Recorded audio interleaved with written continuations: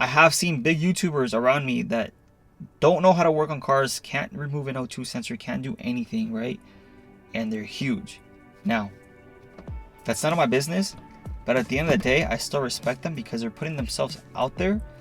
They're trying to learn as they go, as I have been doing. And if you are mechanically more skilled than someone else that you see online, who are you to talk crap, right? Just because you're better at them than working on a car, maybe you should try doing a YouTube channel, right? And see how you do with that. We decide to put your car on the internet, showcase your build, showcase your lifestyle. When you have to accept the fact that not everyone's gonna like you, I'm sure there's a couple DSMers out there that don't like me, and I'm okay with that. So I was recently tagged in a DSM group in regards to someone reposting a picture, a very old picture of my car without the hood on, back when it was front wheel drive Evo swapped. There was a couple comments on that thread. I usually don't give in to this type of energy, but once I read over everything, it gave me the idea to make a video. I kind of just want to go over two things. I want to go over the thread specifically, and I want to use myself as an example to kind of give you guys some insight as far as just how you treat people online and how you can basically tolerate this type of hate or this type of negative energy that people will give you once you're putting yourself out on the internet for everybody to see.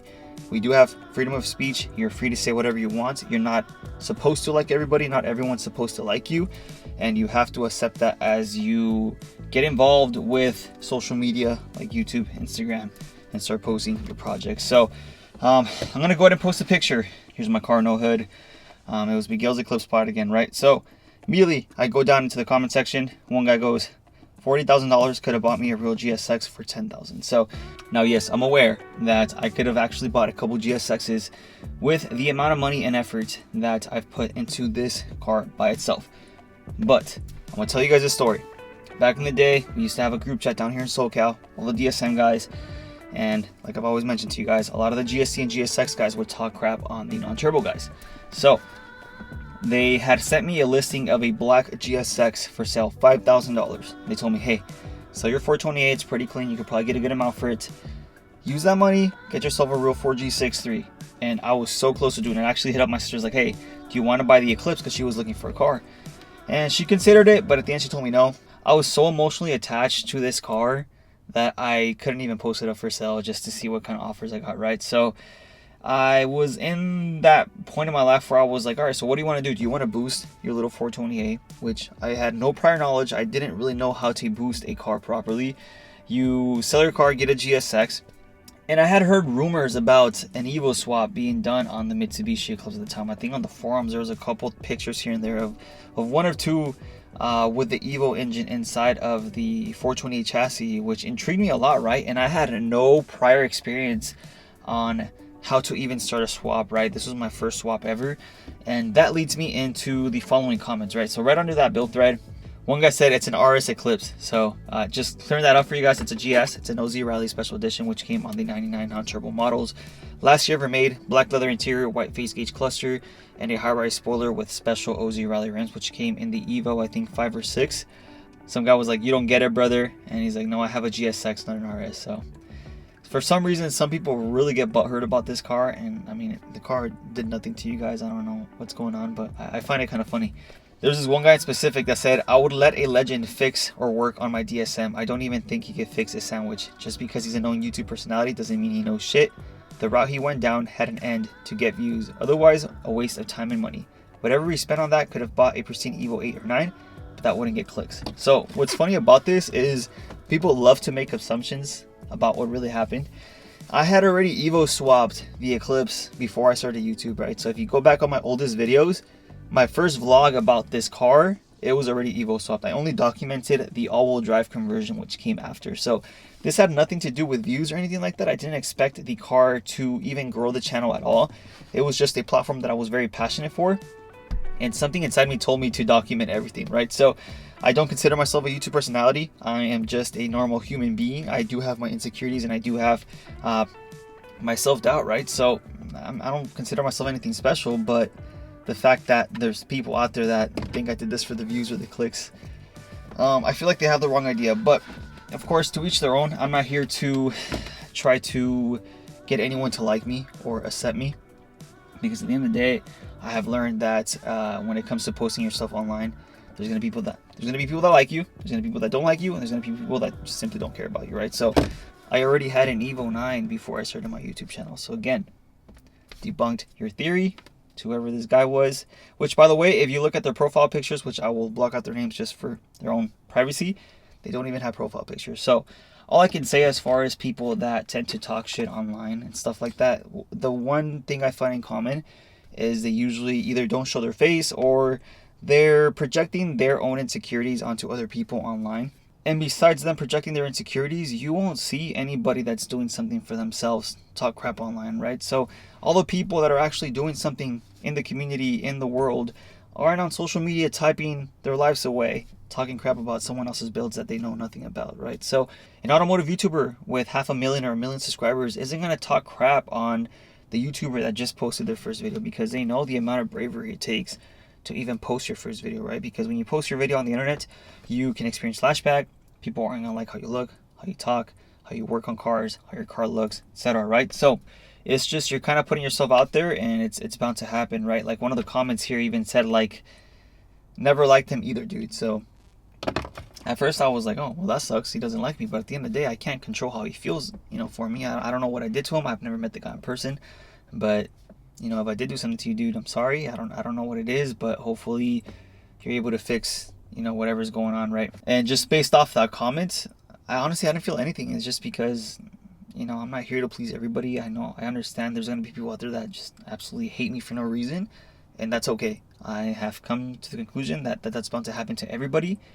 Everybody's supposed to get a hater here and there, right? So, and they do say, if you don't have haters, you're not doing something, right? So if you decide to put your car on the internet, showcase your build, showcase your lifestyle, one, you have to accept the fact that not everyone's going to like you, but you also have to accept the fact that more people are going to recognize your car just because it's out in the world for everyone to see, right? And it's a free world. You can do whatever you want. You don't have to post your car on social media. It's just it's not for everybody. I understand that. And the fact that if someone's trying to do something for themselves and it doesn't affect you in any way or form, why are you talking crap, man? Like, I do believe that these type of people do have maybe insecurities. I really don't know. I can't speak for them. I'm not going to make assumptions, and I'm no one to really make that call, right? But I just kind of wanted to get that out of my chest. I'm sure there's a couple DSMers out there that don't like me, and I'm okay with that. And this brings me to the next point, as far as the negative stigma that YouTubers or just overall content creators nowadays kind of get, as far as like just being fake car enthusiasts, not knowing how to work on cars, etc., right? So I don't think you knowing how to work on a car really defines you as a car enthusiast. Like, if you don't know how to work on a car but you like cars, to me at least, you're still a car enthusiast. You guys let me know what you guys think about that. But there was a point in time where both you and I didn't know how to use a ratchet, right? It's obviously different for everybody, but at the end of the day, I've never had a job where I've had to work on cars. Everything I know as far as being able to work on cars, I've learned through my friends. I've learned through mostly this car, the Evo, the 3000 GT, being hands-on, being willing to do it, and kind of be open to learning over time, right? So the Miguel that got his Eclipse in 2012 to the Miguel now is a lot more experience, and that just comes with time, especially for my young guys on here. If you don't really know how to work on cars, it's okay. It doesn't make you less of a car enthusiast than the guy that's been a mechanic his whole life and has a 9-second street car in his garage, right? So as long as you're willing and open to learn and put yourself in a situation where you're in the engine bay, or you're modifying something for yourself, or just learning on YouTube and just trying to, get your hands dirty, to me, that's more than enough. Again, it's subjective. Everyone's going to have a different opinion, but YouTubers do have this stigma where they don't know how to work on cars. And some people don't probably think that I don't know how to work on cars, and I'm not the best at working on cars. For example, the 3000 GT, for the most part, I go to Mace Performance at my buddy's shop because the 6G72 platform and the engine bay is super crammed, and I've never dealt with that platform before. Aaron there is super knowledgeable with cars. He's been a mechanic pretty much his whole life, and he kind of tells me what to do. I do it, and then I gain the knowledge and the experience of getting in there and working on the car, right? So I just did the fuel lines recently. We're going to be doing the extended oil pans with the drop the transfer case, the downpipe, do a bunch of stuff, and the more you practice, the better you're going to get, right? So as long as you're willing to continuously work on your cars on a consistent basis, I do feel like you'll gain the experience a lot quicker. And if you're on here, you're most likely a Mitsubishi guy, so you understand this for yourself. I do believe that the DSM, Evo, and 3000 GT is a great platform to learn how to work on cars, because these are cars that constantly need attention, especially in the engine bay. And you're not going to get this with a new BRZ or a new Honda Civic, where all you need to do is an oil change, right, every once in a while. So it does depend on what car you get, and it just depends how involved you want to get. And if you have a DSM, I got to give you props, because it's not for everybody. For the most part, people do tend to quit because it's not an easy car to maintain, and it's not an easy car to get running, right? So besides the point, I have seen big YouTubers around me that don't know how to work on cars, can't remove an O2 sensor, can't do anything, right? And they're huge. Now, that's none of my business, but at the end of the day, I still respect them, because they're putting themselves out there. They're trying to learn as they go, as I have been doing. And if you are mechanically more skilled than someone else that you see online, who are you to talk crap, right? Just because you're better at them than working on a car, maybe you should try doing a YouTube channel, right? And see how you do with that. You might completely suck at being behind the camera. You just don't know that because you never tried it, right? So at the end of the day, these guys, these kids, these girls, they're getting a camera and they're putting themselves in a situation where they're trying to learn. They're applying themselves, or working on a car, and they're putting it on the internet for everybody to see, right? So that puts them at an advantage, because you don't know the opportunities that could come from posting yourself on social media. As you guys see, all the big influencers, all the big automotive YouTubers, what do you see? They have a bunch of cars, they have a bunch of sponsors, they have a bunch of money, they have the nice houses, they have the really cool lifestyle. But at the end of the day, you don't know what they had to go through in the beginning, right? Maybe they had to learn how to work the camera, they had to learn how to work on a car, they had to learn how to master talking to the camera, right? So I'm always open to hearing you guys' input. You don't have to agree with me. I'm not here to please everybody. But at the end of the day, I've seen videos of like a girl on TikTok, right? She's posing with her car. She doesn't know how to touch the car. Her boyfriend modifies it for her, right? I'm not gonna comment that, because at the end of the day, who cares? Like, it's not my life. She hasn't done anything to hurt me. All she's doing is posting a video online, right? So at the end of the day, I'm just a kid with a love for Mitsubishis that is showcasing his projects. If I have to do a fuel pump, I am showing you. I am learning as I go, and I'm simply documenting what I do, and hopefully give someone value, because maybe they have to do it later, or maybe they stumbled upon my video and they're trying to do it, and maybe my video helped them, to do it for themselves. So that's the whole point. I'm here to document. I'm here to show value by showcasing what I do, and make my videos as informative as possible and somewhat entertaining.